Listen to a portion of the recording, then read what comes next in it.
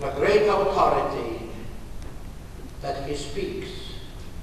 Even the unclean spirits obey.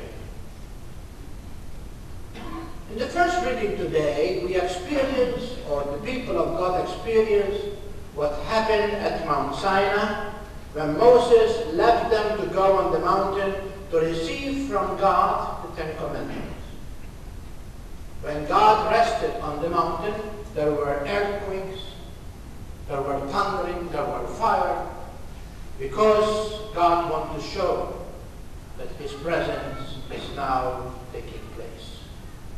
The people were so terrified that when Moses came down, they begged him not anymore, that God himself would talk. But he will find a prophet like him who will speak to them.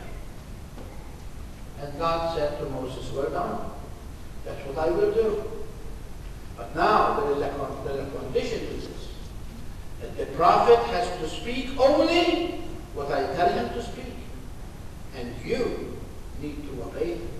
Because it's not the prophet who speaks, but God speaks to him. That prophet that today read in the gospel is Jesus, who speaks with authority.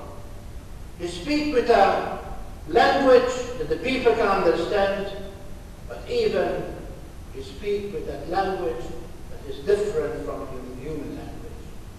It's the language of God. Listen to what the devil said. We know who you are. The devil is a very intelligent spirit.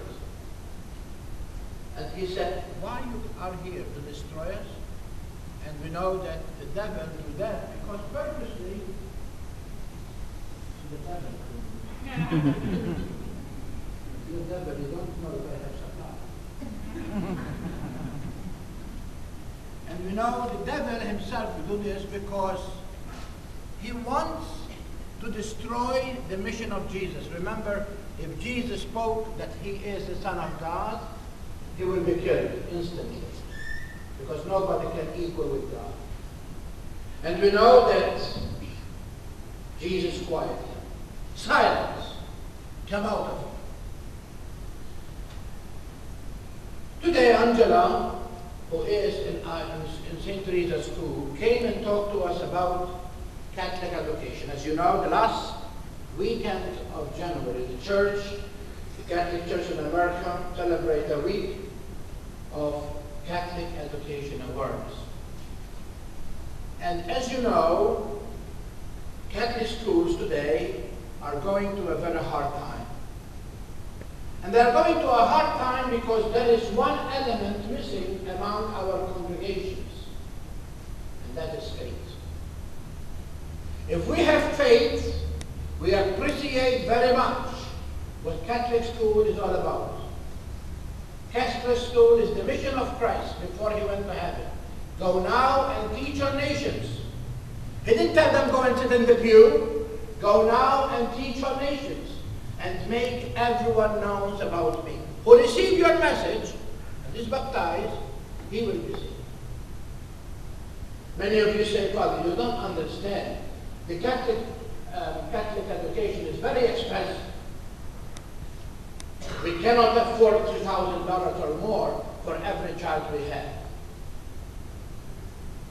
And some, I would give a reason to say, I agree. But now let's evaluate the truth, because the truth will shame us. Everyone wants to have a house. Everyone wants to have the best vehicle. Everyone wants to have swimming pool. Everyone wants to have computers. Everyone wants to have comfortability around the house. Some of them have even a house at the shore.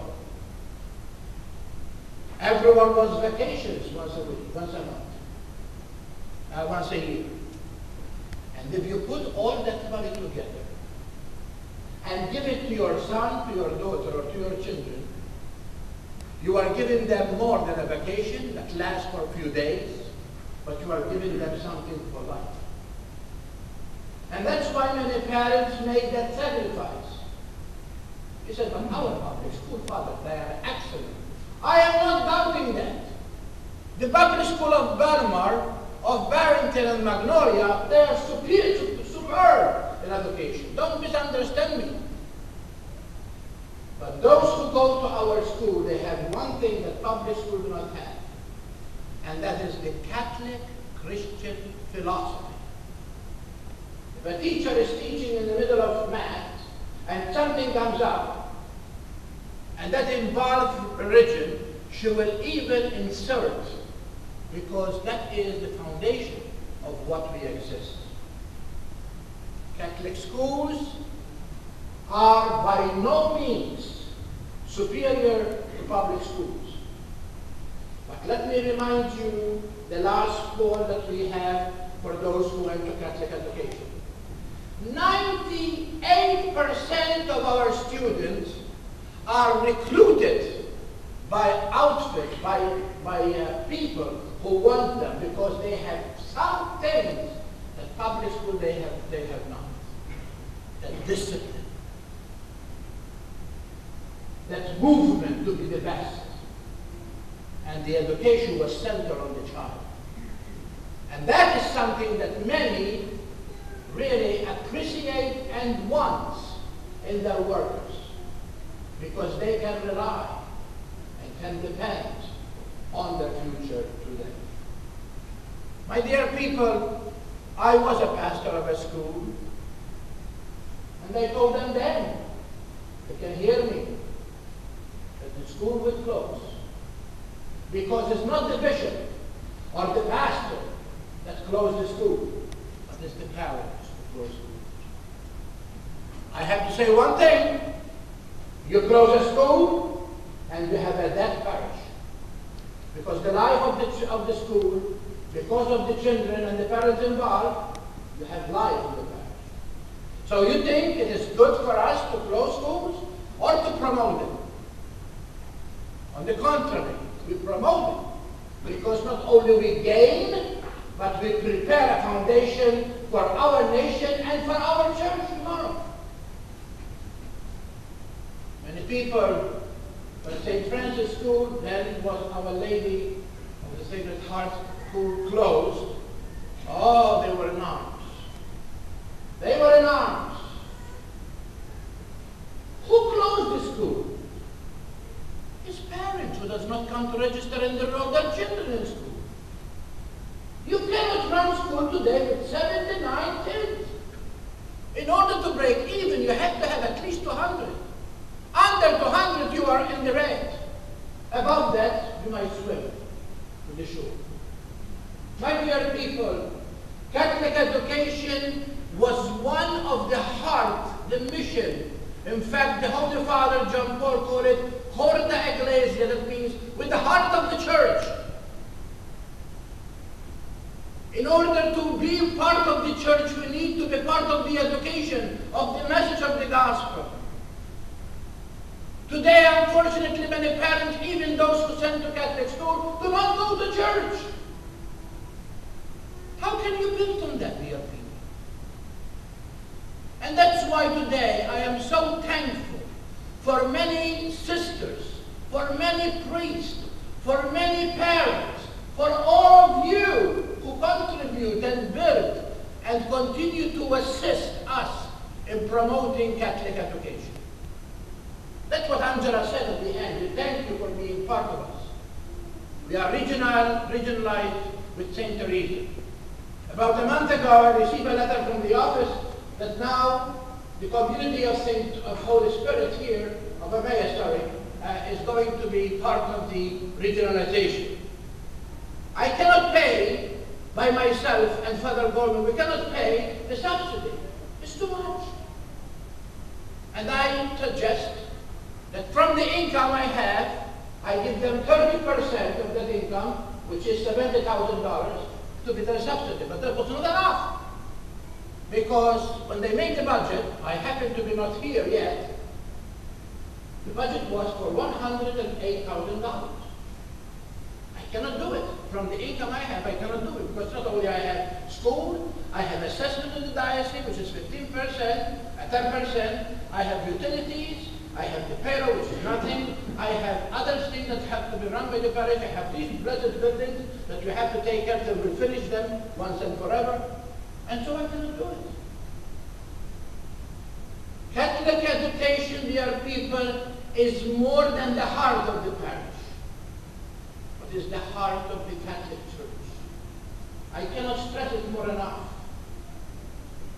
Yes, we don't have the means that public school have. Each one of you, especially those who live in the area of Belmar, you pay over $6,000 for your taxes, do you not?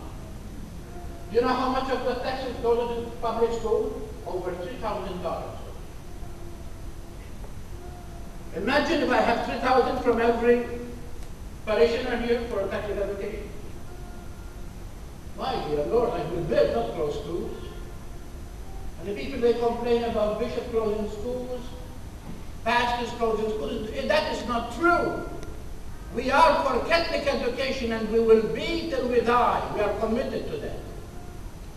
Because we need young people like Angela who are going to have a moral stability. We give them a formation that they can stand on their feet. They can think with this head, and no Washington and no one can tell them different, because they are well formed and they are not going to be taken away and swept away as many people would like to see many people do. They go with the mass. We want our young people to promote, and their dream will become reality, because their gain is our gain.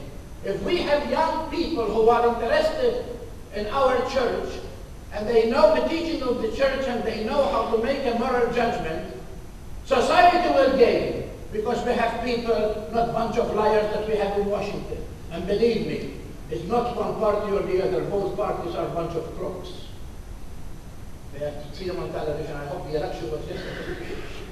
One is discovered the ugliness of the other, one is telling them about his lifestyle, one is telling them. We want people to focus on three important factors of our nation. And that is family. I am not here one candidate speak about family. To reduce the taxes so young people can make it. To give them a break, especially those who have children. To give them the freedom to educate their children wherever they want, by giving them their vouchers. Number two, to provide work for people. Not sending work outside and then we promote, you know, how much we have money that we have borrowed from China and all that nonsense. Promote work here. Our people need to work. That's what the candidate needs to talk. And thirdly, is that we follow the Constitution. Because we are not people who all of a sudden will make a law because we are in power. My dear people, we have to understand that our church today is going through a hard time. And the defect that we see in our schools is a reflection of our homes, reflection of our parishes. Look around you, these pews. And we never have these pews filled unless we begin at home. There is the domestic church. There is where the church begins. When we eat together, when we talk to each other, when we educate each other, when we grow together, when we love each other, when we help each other. It's not what Christianity is all about. A sense of a community. And that is very important. But today we are seeing in our society that really the value of faith has been lost. Divide, division in family, separation and divorce. Everything and everyone has rights today. The only right that is not is the right to life. That's the only thing this country does not understand. Everyone has rights. Right for this and right for that and right for this. Right comes with responsibility of people. I ask in a very special way to understand this. The Holy Father, when our bishops, the American bishops, some of them went to a criminal, that means they report every 5 years to the Holy Father personally, after they present the review of their diocese, he gathered them again around him before they left, and he said these words: "Bishops, my brothers, wake up. The enemy is within. Not knocking at the door, he is within. Watch out," he said to them. "You American bishops, there are going to be laws in your country who is going to defy the Catholic Church." And we heard it 3 weeks ago, and he tabled it for next year. Our president has issued that every school, including Catholic school, will give condoms to children. Is that horrible? That they will have to perform abortion even in our private hospitals, which we fought him already in the Supreme Court. Who are we?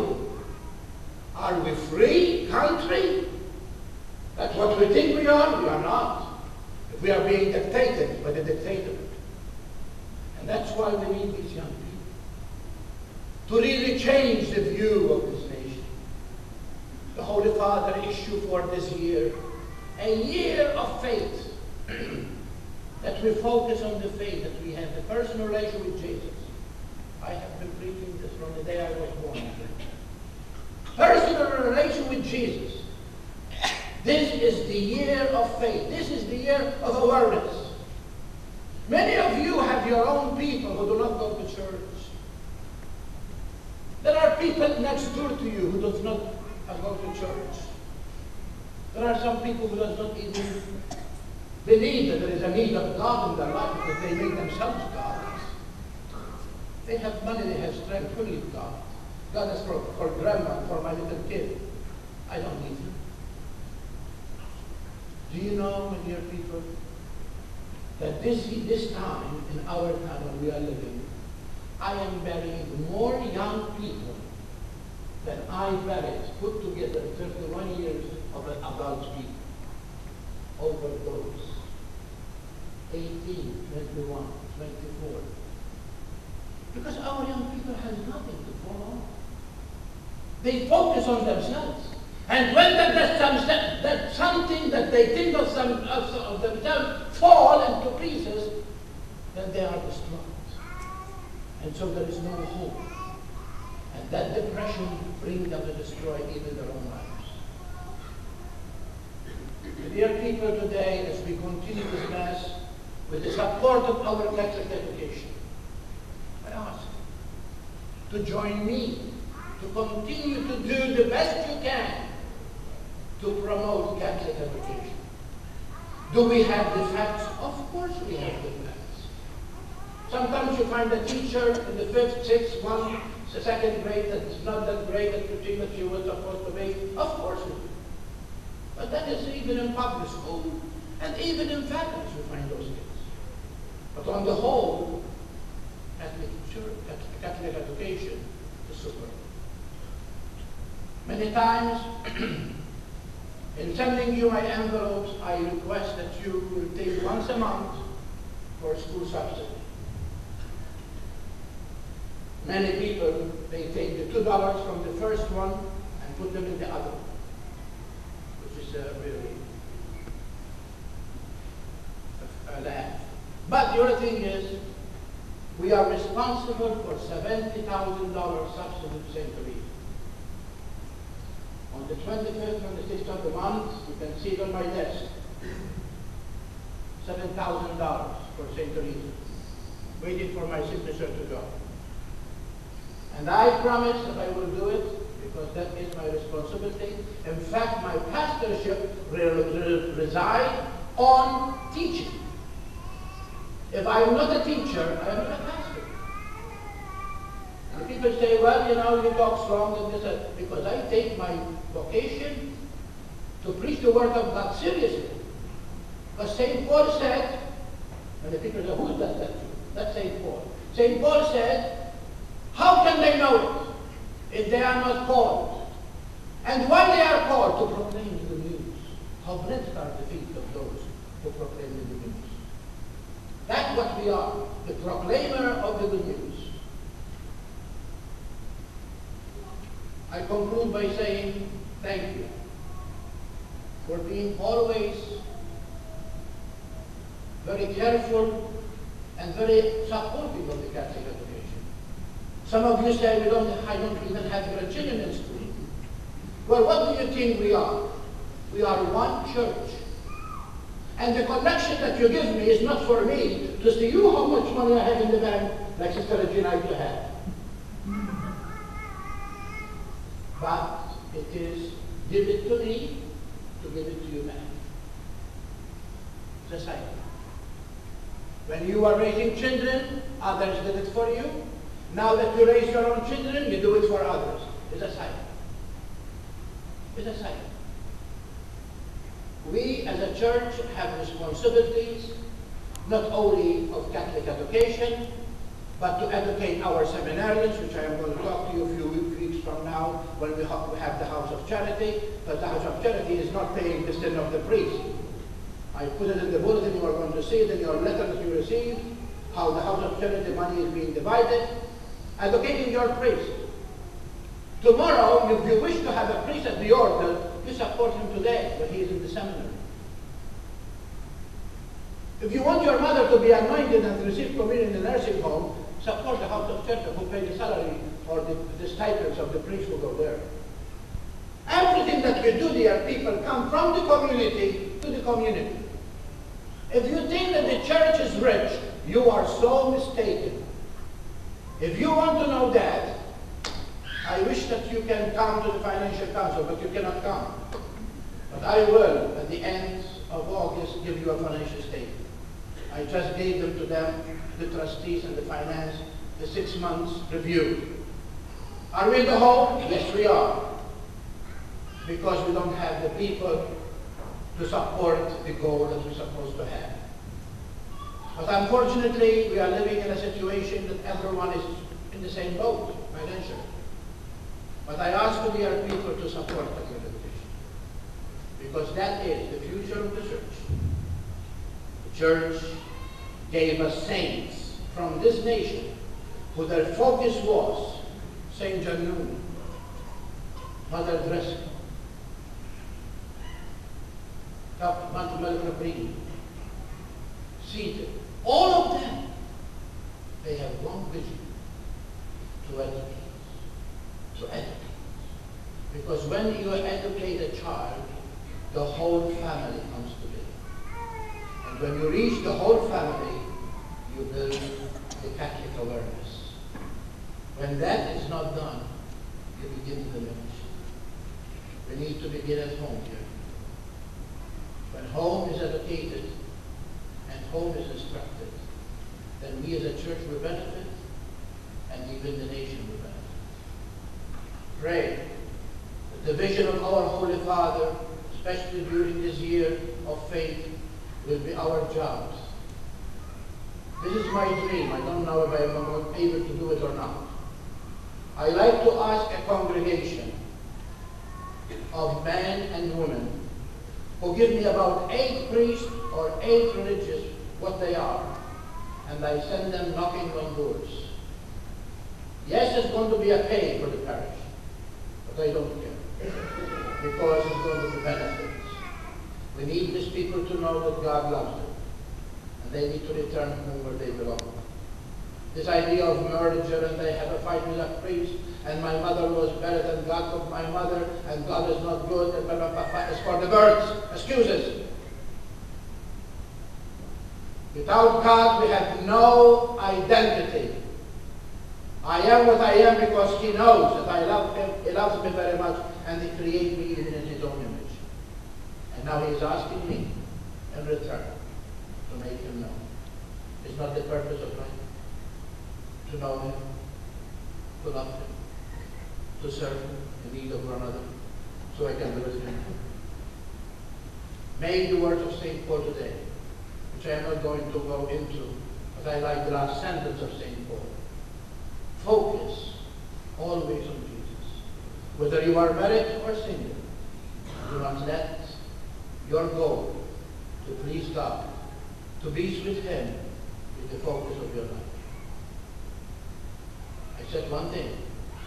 Some of us men are not called for marriage because they are not qualified for marriage. There are some women who are not qualified for marriage. And St. Paul said, I wish that I can speak to you heart to heart, but I don't make no regulation. If you're married, you don't make no sin. But if you remain single, your life will be focused on God, to serve Him in the needs of those around. This is the idea of celibacy. Not because the church this and the church that. And if people say, well, if you have married priests, you don't have the sin of the priest. That is what the words. Because those who do those sins are even married people and fathers of families. We do not marry because we have one goal. That we want to love Him so much, to do like His Son Jesus, of service,